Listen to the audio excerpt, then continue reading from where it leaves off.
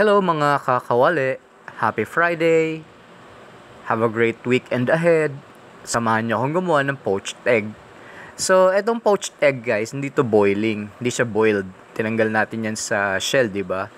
And then, nagpakulo ng tubig, nilagyan ng suka, nakita ko, and then, silver swan baka naman. And then, drain up yung itlog. So, pinatay yung apoy, simmering lang to, hindi boiling. For about 3 to 5 minutes. Yung iba, hinahalo sa paligid, nakita ko. Not so perfect. First time ko naman kasi. Siguro mape-perfect din natin yan. So, after a few minutes nga, ayan, iahon na natin yung poached egg natin.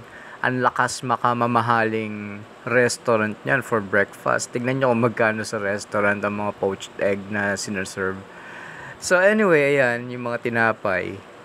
Kwento ko na lang din kung nagagawi kayo sa mall. By the way, nilagyan ng salt and pepper courtesy of Ate Leslie. Salamat sa Himalayan salt mo.